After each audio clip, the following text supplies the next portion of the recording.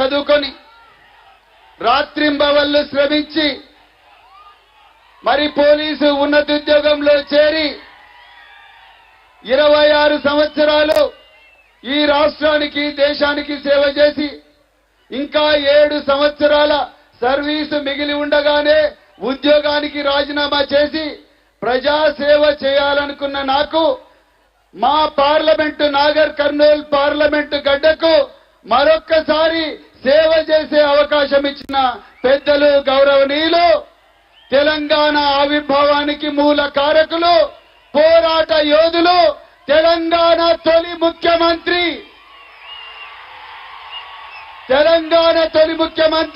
తెలంగాణ జాతిపిత పెద్దలు గౌరవనీయులు శ్రీ కేసీఆర్ గారికి పాదాభివందనాలతో అదేవిధంగా మరి కేసీఆర్ గారు ఇచ్చిన ఆదేశాల మేరకు నన్ను ఈ గడ్డ మీద నుంచి పార్లమెంటుకు పంపించడం కోసం ఆ బాధ్యతను తమ భుజ స్కంధాల మీద వేసుకున్న మాజీ మంత్రివర్యులు శ్రీ సింగిరెడ్డి నిరంజన్ రెడ్డి గారికి అదేవిధంగా మరి స్థానిక మాజీ శాసనసభ్యులు మర్రి జనార్దన్ రెడ్డి గారికి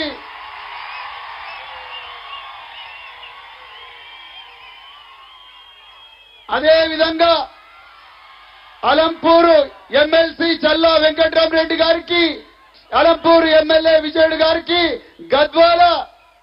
గద్వాల ఎమ్మెల్యే బండ్ల కృష్ణమోహన్ రెడ్డి గారికి అదేవిధంగా కొల్లాపూరు మాజీ ఎమ్మెల్యే బీరం హర్షవర్ధన్ రెడ్డి గారికి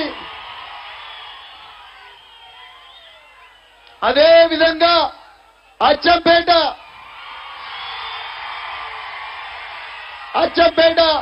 మాజీ ఎమ్మెల్యే డాక్టర్ గువ్వల బాలరాజు గారికి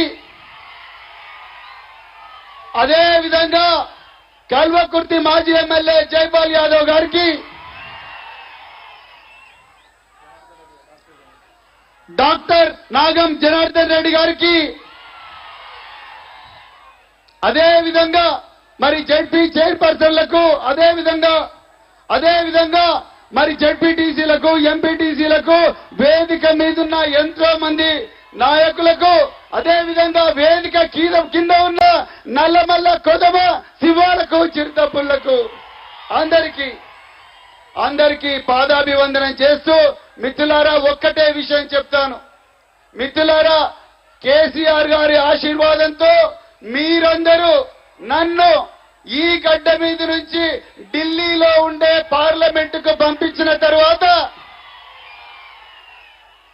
కేసీఆర్ గారి పాలనలో ఏ విధంగా అయితే గురుకులాలను వారి మార్గదర్శనంలో ప్రపంచ పటంలో పెట్టానో అదే విధంగా మన నాగర్ కర్నూల్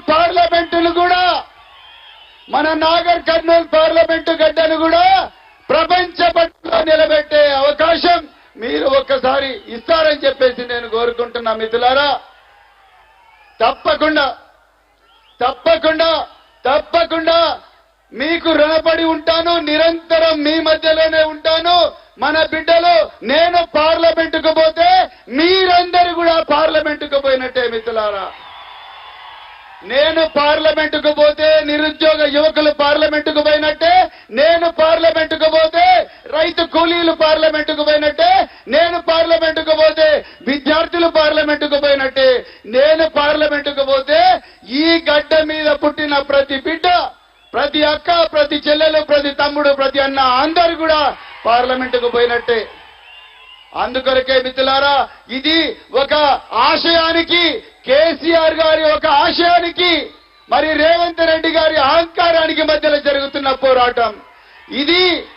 ఈ యుద్ధం కేసీఆర్ గారి పాలన నిజం, రేవంత్ రెడ్డి నయవంచన, ఆ నయవంచనకు మధ్యలో జరుగుతున్న పోరాటం.